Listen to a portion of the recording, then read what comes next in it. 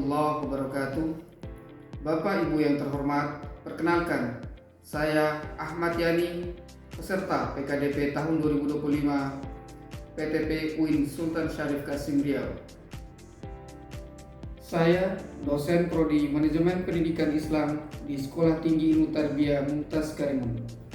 Berikut video pembelajaran menggunakan model cooperative learning pada mata kuliah Kepemimpinan Pendidikan dengan materi konsep dasar dan model kepemimpinan pendidikan. Selamat menyaksikan. Bismillah, Assalamualaikum warahmatullahi wabarakatuh. Waalaikumsalam warahmatullahi wabarakatuh. Bagaimana kabarnya hari ini? Alhamdulillah sehat, Pak. Alhamdulillah, semuanya sehat ya. Oke, untuk memulai perkuliahan kita pada hari ini, marilah kita sama-sama melafazkan Al-Basmalah. Bismillahirrahmanirrahim. Bagaimana? Siap untuk melaksanakan perkuliahan hari ini? Siap. Tema kita pada hari ini adalah tentang kepemimpinan pendidikan. Nah, jadi mata kuliah hari ini adalah tentang bagaimana konsep dasar kepemimpinan pendidikan. Coba perhatikan video ini.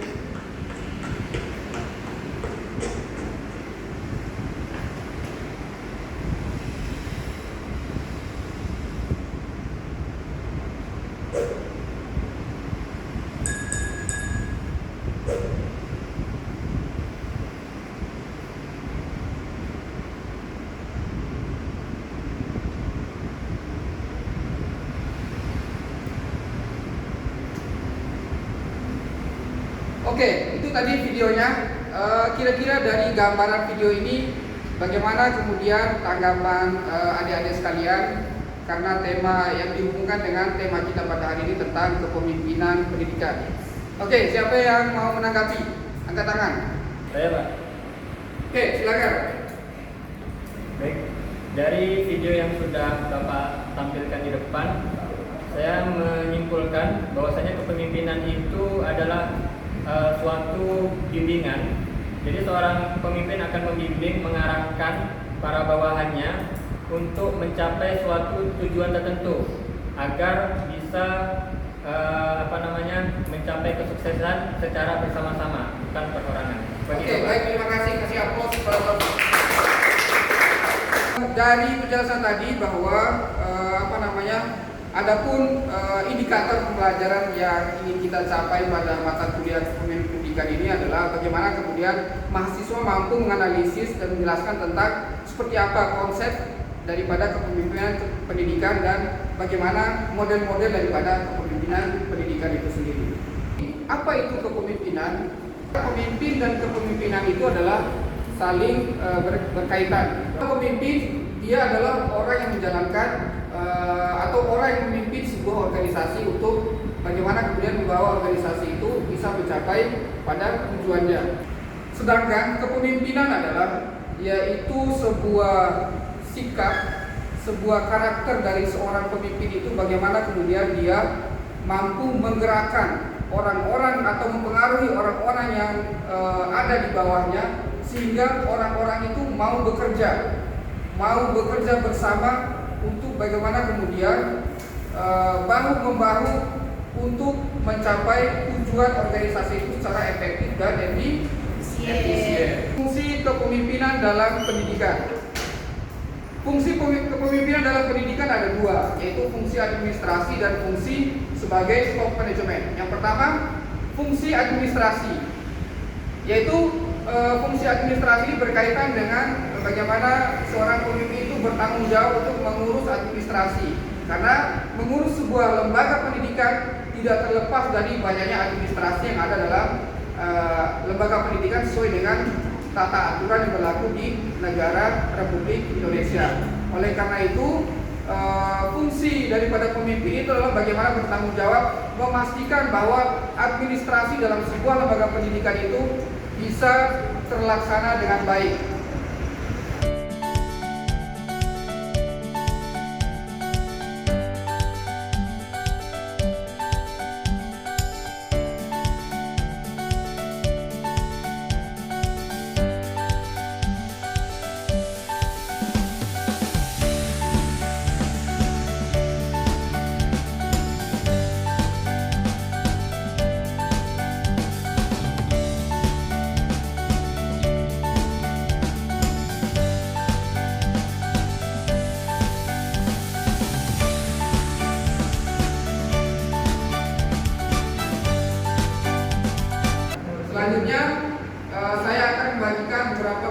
kecil untuk teman-teman nanti atau adik-adik ini berdiskusi, dan saya akan memberikan materi tentang model-model kepemimpinan, dan nanti akan ada presentasi di tiap-tiap kelompok. Oke, silakan bentuk kelompok kecil.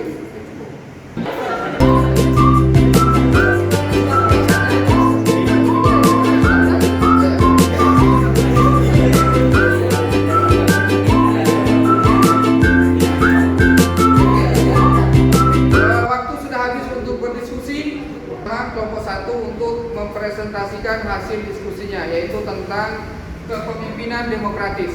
Pada kelompok 1 dipersilakan. Baik, kami dari kelompok 1 akan mempresentasikan dan menjelaskan secara singkat tentang kepemimpinan demokratis. Ya. Jadi model kepemimpinan demokratis adalah salah satu gaya kepemimpinan yang menekankan pada partisipasi aktif dan tidak memiliki gaya sebagai penguasa mutlak. Jadi dia mengajak para bawahannya untuk bersama-sama memajukan suatu institusi atau lembaga lainnya. Kemudian kepemimpinan demokratis itu ada ciri-cirinya. Di antaranya yaitu komunikasi terbuka, kemudian ada partisipasi aktif sebagaimana yang saya sebutkan di awal, dan yang terakhir yaitu menghargai keberagaman dan perbedaan. Tadi presentasi dari teman-teman semuanya sangat bagus sekali tentang bagaimana model-model daripada kepemimpinan pendidikan. Ada kepemimpinan demokratis, ada kepemimpinan otoriter, dan ada kepemimpinan laissez-faire. Mana seorang pemimpin itu harus menghargai perbedaan, baik itu perbedaan pendapat, perbedaan pemikiran, perbedaan suku, ras, agama, dan lain sebagainya. Jadi itu pesan daripada moderasi yang harus dilaksanakan oleh seorang pemimpin. Nah, sebagaimana dalam hadis Rasulullah SAW mengatakan bahwa setiap orang adalah pemimpin, dan pemimpin harus bertanggung jawab kepada apa yang dipimpinnya. Dari materi kita tadi, siapa yang bisa menyimpulkan apa yang sudah kita pelajari hari ini? Saya, Pak. Silakan. Menurut penjelasan yang Bapak berikan tadi tentang kepemimpinan pendidikan, yang saya tangkap adalah kepemimpinan ialah suatu kegiatan yang dilakukan oleh pemimpin untuk mempengaruhi bawahannya untuk mencapai tujuan yang telah ditetapkan. Lalu kepemimpinan di pendidikan ini memiliki dua fungsi, seperti fungsi administrasi dan fungsi manajemen pendidikan. Sekian dari saya, Pak. Terima kasih. Oke, baik. Kasih aplaus pada pengatur.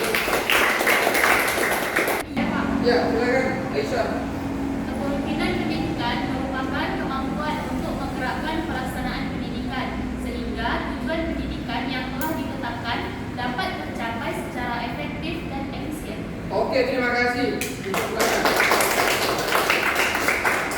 Baik, itu saja yang bisa saya sampaikan pada kesempatan ini berkaitan dengan mata kuliah kepemimpinan pendidikan. Semoga apa yang kita pelajari hari ini bermanfaat bagi kita.